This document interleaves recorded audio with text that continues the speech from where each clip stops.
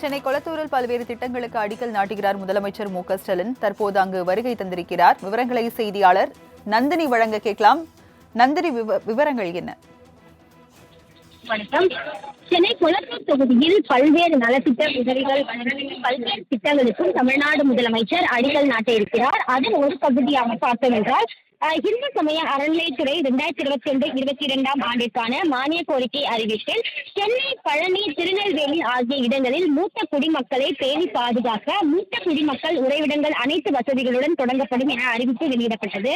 அந்த அறிவிப்பினை செயல்படுத்திடும் வகையில் கொளத்தூர் வாலியம்மன் திருக்கோயில் மற்றும் இளங்காளியம்மன் திருக்கோயில் சார்பில் ரூபாய் 8.88 கோடி மதிப்பீட்டில் சென்னை கொளத்தூரில் 27,525 சதுர அடி பரப்பளவில் 75 மூத்த குடிமக்கள் பயன்பெறும் வகையிலும், திண்டுக்கல் மாவட்டம் பழனி தண்டாயுதபாணி சுவாமி திருக்கோயில் சார்பில் 8.48 கோடி மதிப்பீட்டில் பழனியில் 38,750 சதுர கட்டிட பரப்பளவில் 100 குடிமக்கள் பயன்பெறும் வகையிலும், திருநெல்வேலி நெல்லையப்பர் திருக்கோயில் சார்பில் 5.25 கோடி மதிப்பீட்டில் பாளையங்கோட்டையில் 17,473 சதுர கட்டிட பரப்பளவில் 50 மூத்த குடிமக்கள் பயன்பெறும் வகையிலும் மூத்த குடிமக்கள் உறைவிடங்கள் கட்டப்படுகின்றன.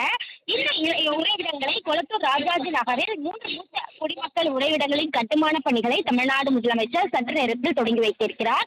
கொளத்தூரில் கட்டப்படக்கூடிய அந்த மூத்த குடிமக்கள் உறைவிடத்தை நேரடியாகவும், அதே போன்று பழனி மற்றும் திருநெல்வேலியை காணொலி காட்சி வாயிலாகவும் தமிழ்நாடு முதலமைச்சர் தொடங்கி வைக்க இருக்கிறார். அது மட்டுமல்லாமல் திருவான்மியூர் பாம்பன் குமாரகுருநாத சுவாமிகள் திருக்கோயிலுக்கு ஓதுவார் பணியிடத்திற்கு தேர்வு செய்யப்பட்டுள்ள பார்வை திறனற்ற மாற்றுத்திறனாளி பிரியவதனாக்கு பணி நியமன ஆணைகளையும் தமிழ்நாடு முதலமைச்சர் இன்று வழங்க இருக்கிறார்.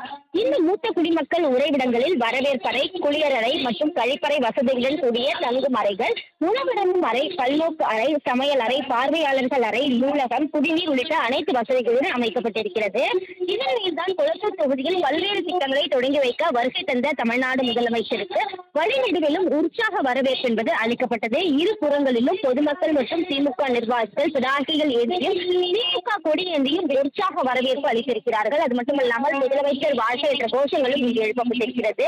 இந்த நிலையில்தான் இந்த திட்டத்திற்கு பிறகு பல்வேறு திட்டங்களையும் தமிழ்நாடு முதலமைச்சர் தொடங்கி வைக்க இருக்கிறார். இந்த நிகழ்ச்சியில் அமைச்சர் சேகர் பாபு, சட்டமன்ற நாடாளுமன்ற உறுப்பினர்கள், சென்னை மாநகராட்சி மேயர் பிரியா, அதே போன்று துறை செயலாளர்கள் மற்றும் திமுகவினுடைய முக்கிய நிர்வாகிகள் மற்றும் பொதுமக்கள் ஏராளமானோர் பங்கேற்றுள்ளது குறிப்பிடத்தக்கது.